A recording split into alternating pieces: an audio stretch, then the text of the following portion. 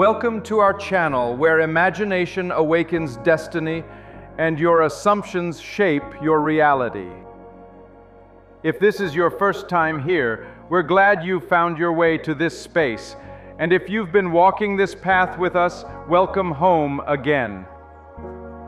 Today, we're stepping into a powerful truth, one that has been hidden in plain sight, a truth about money, about power, about manifestation. You see, money has a feel, a vibration, a scent. And that scent isn't just physical, it's spiritual, it's magnetic. But most importantly, it's mental. And tonight, we go deep into what Neville Goddard meant when he said, "Try it first, and if it proves itself in performance, then it doesn't matter what the world says." This narration is unlike anything you've heard before. It's a direct awakening, and by the end of it, you won't just think differently about money, you'll feel differently, because you'll know the fortune you seek is already yours in the unseen. So if you're ready, take a deep breath, subscribe to the channel, and share this message with someone who's ready to wake up from the illusion of lack. Now, let's begin. There is something about money that the world doesn't understand. Not truly. Not the desperate who chase it. Not the rich who fear losing it. And certainly not the millions who believe it is separate from them, hiding behind effort, struggle, and competition. But the truth is simple, and it is this: money has no power except the power you give it through consciousness. There is no bank vault greater than the vault of your mind. There is no gold more radiant than the golden light of your imagination. And there is no economy more relevant than the economy of your inner world. You can smell it. You can feel it. You can hear the soft crinkle of it in your hands before you even touch it. Because in imagination, everything is real.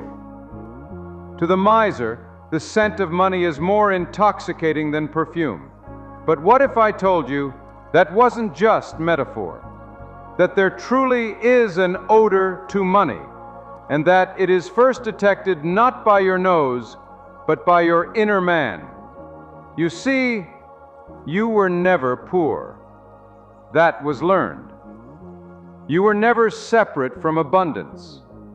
That was taught. You were never empty. You were convinced of it. But today you remember, and as you remember, the invisible world shifts. Your senses may deny it. The bills may still be stacked on the kitchen table. The bank balance may still whisper scarcity. But all of these are echoes of old assumptions, ghosts from a dying thought pattern, and they only linger until you stop feeding them your belief. Money is not a pile of paper. It is not a number. It is not stored in some cold vault guarded by suits and silence. Money is a state of being, a frequency, a mood, a choice. And when you move into that state, even if just in the silence of your room, in the dark before sleep, you become that which you have long pursued. You stop chasing. You stop asking. You become the one who has. And the universe, which is only your reflection, can't help but comply. You put a $20 bill in one hand and a piece of blank paper in the other. Close your eyes. You feel the difference. One has a texture, a promise, a vibration. One is nothing. That is how your inner world works. When you assume the state of wealth, really feel it, it becomes real. Even if the outside world hasn't caught up yet, the world will laugh at you. They laughed at the first man who dreamed of flying, of walking on the moon, of building machines that speak across oceans. They will laugh at you when you say, "I am wealthy," while wearing the same clothes, living in the same small room, working the same job. But you will not care, because you will know something they don't. Reality begins within. The first coin is imagined. The first fortune is forged in silence.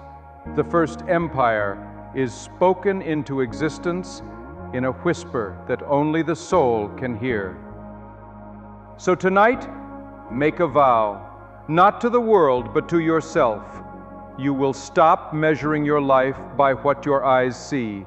You will stop waiting for evidence before you believe. You will reverse the order. You will go to the end where the debt is paid, the house is bought, the wallet is full, the life is flowing. And you will live from that end, not toward it. They will call you delusional. Let them, because delusion is the seed of destiny. All great men, all great women were called mad until their madness became monuments, until their vision became fact. So you don't need permission. You don't need logic. You don't need anyone to understand. You just need to feel it. What does it feel like to have more money than you need? Not to wish for it, not to hope it's coming, but to actually know that you are provided for, that it is done, that everything is already yours in the kingdom of the unseen. Catch that feeling. That feeling is the secret. Neville said, assume the feeling of the wish fulfilled. Not pretend, not imagine in the future, but assume it now, like putting on a coat, like stepping into a role. What would it feel like to wake up and never again worry about money? What would it feel like to walk into a store and not check the price tag? What would it feel like to give freely because you know you are constantly replenished? Catch that feeling.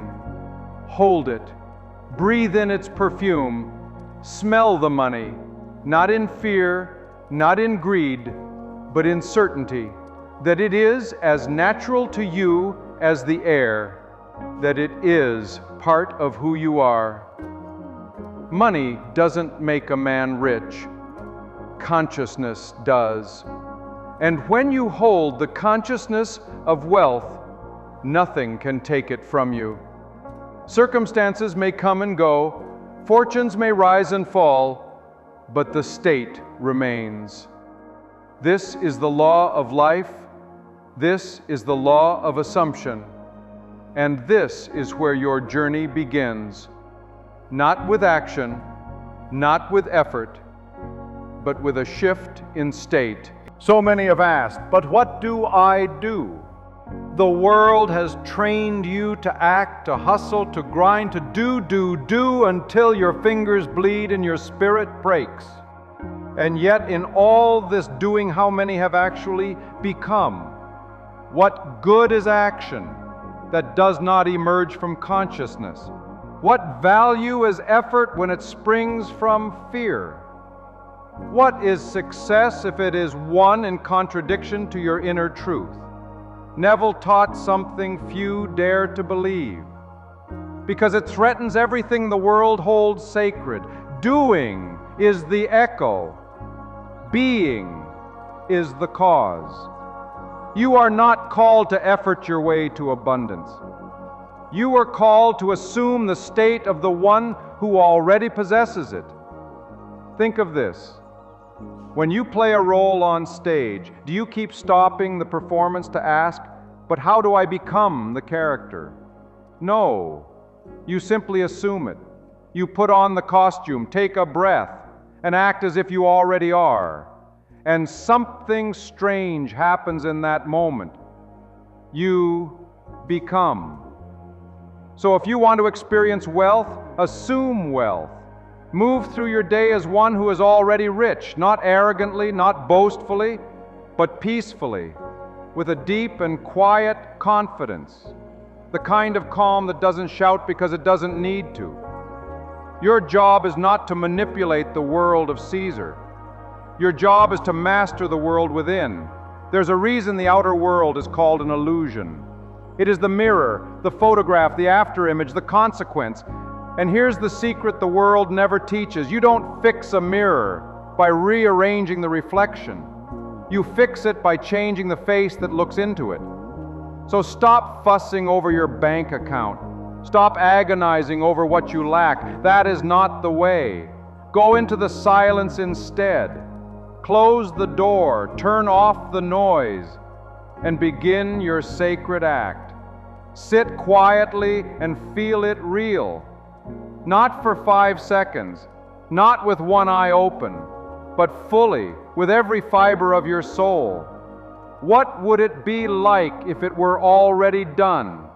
Not how it happened, that's none of your concern. Not when it happened, that's not your responsibility. Only that it has happened, that it is finished, that it is so. And from that assumption, build your days. Not with anxious striving, but with inspired action. The kind of movement that feels like flow, not force. The kind of steps that arise naturally from a mind already anchored in certainty. You see, money isn't a goal. Money is the side effect of alignment. It shows up when you no longer need it to feel safe, when you no longer chase it to feel worthy, when you no longer beg it to validate your existence. It comes when you already know, I am enough. I am provided for. I am rich in consciousness and therefore rich in life. This is the reason so many struggle with manifestation. They try to manifest from lack. They beg from the floor when they were meant to decree from the throne. They ask the universe with trembling voices, not realizing they are the universe speaking. Listen to me now. You are the operant power. You are not waiting on anything. The universe is not testing you. God is not withholding. There is no force outside of you deciding when and how you are allowed to prosper. There is only you. And there is your assumption. The moment you assume the state of the wish fulfilled, the entire universe rearranges itself around that new truth, not by accident, not by chance, but by law. The law of assumption is not a suggestion, it is not a spiritual theory, it is as real as gravity, as reliable as breath. And once you master it, you become the cause of your reality, not its victim. You've already done it 1,000 times without knowing. You've assumed failure and watched things fall apart. You've assumed rejection and watched people pull away. You've assumed delay and watched time stand still, so why not reverse it? Why not assume wealth and let it flow? Why not assume favor and let doors fly open? Why not assume divine timing, perfect provision, supernatural abundance, and let it all rush in to meet you? The miser smells the money before it arrives. The lover feels the embrace before the arms are ever wrapped. The dreamer lives the scene before it plays out in time. This is your gift. This is your power. This is your inheritance. Neville said, "You are already that which you want to be, and your refusal to believe it is the only reason you do not see it." Can you believe that? Can you believe, even now, sitting in your small room, holding the weight of overdue bills, looking at a balance that screams not enough, that you are already wealthy? It is not easy, but it is simple. You turn your back on what is. You do not deny it exists. You deny its authority. You look at your conditions and say, "You are no longer my source," and you go within. You imagine the scene that would imply your desire is already fulfilled. You hear the words, "Congratulations, I'm so happy for you." You see the screenshot of the paid in full notice. You hold the contract in your hand. You laugh in disbelief, not because it's impossible, but because deep down you always knew it was inevitable. Feel that feeling. Live in that end. It may not come tomorrow. It may not come next week, but as surely as the dawn follows the night, it will come. It has its own appointed hour. And while you wait, you do not shrink in doubt. You rise in faith. You walk like it's already done. You speak like you already have it. You think like the millionaire. You give like the one who is overflowing. Because now you are. This is not pretending. This is not delusion. This is creative fidelity. This is the sacred act of remaining loyal to the unseen. Faith is not hope. Faith is not optimism. Faith is loyalty to the unseen reality. It is the decision to stand in the middle of a storm and say, "The sun is shining on me." Not because you see it yet, but because you know it is already rising behind the clouds. You know it because you've imagined it. And imagination is not fantasy. It is God speaking, God creating, God becoming. And you are that God. So when you imagine wealth, you are not begging heaven. You are declaring truth. You are becoming the mold through which abundance must pour. You are not broken. You are not lacking. You are not a beggar on the outskirts of some divine economy. You are the center. You are the throne. You are the source. And now that you know, nothing can stay the same. And so a hush falls over the chambers of your mind, the hush that precedes creation. In that sacred stillness, you feel something ancient stirring, something older than time, yet as immediate as breath. The realization that everything you have ever called reality is clay in your invisible hands. Money? Clay.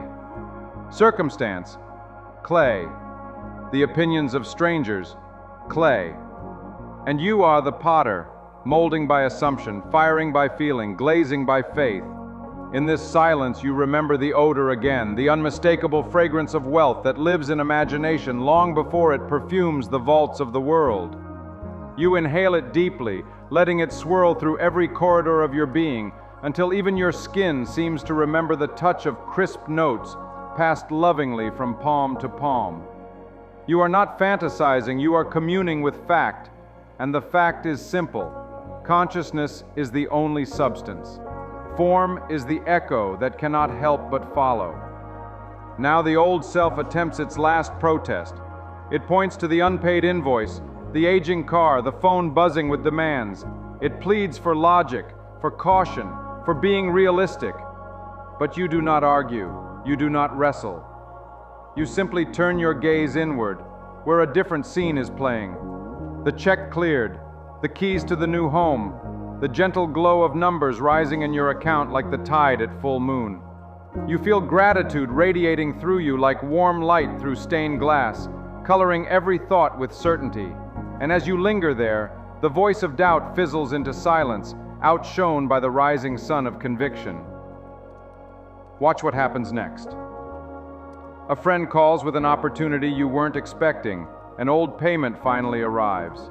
A stranger recommends the very book that shifts your strategy, the very connection that opens the door. None of it is coincidence. It is law crystallizing into event. It is the imaginal act flowering in its appointed hour. And each manifestation whispers the same message. See, you were always the source.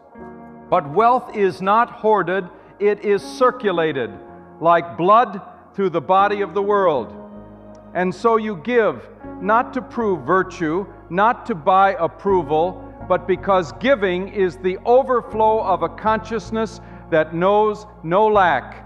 You tip the waiter double, you donate anonymously, you pay the artist full price, and each act of generosity is a declaration: I am limitless, I cannot run dry. The river only widens. Others may marvel, some may envy. A few will attempt to explain your rise by pointing to luck, timing, or hidden advantages. Smile, let them spin their tales. You know the truth. You changed state, and state changed everything. The external world is compelled to reorganize itself around the new center of gravity you have become. And then something even more profound dawns on you. Wealth was never the end goal at all. It was the gateway. It was the first lesson in a curriculum of miracles. If assumption can produce money, what else can it call forth? Health, love, creative genius, peace across continents? All of it lies waiting in the storerooms of imagination, eager for the touch of conscious command. So you dare bigger. You picture communities thriving, debts forgiven, oceans healed, children laughing under skies free of smoke and sirens. You see humanity discovering that the kingdom of heaven is not beyond the clouds, but within the corridors of the mind.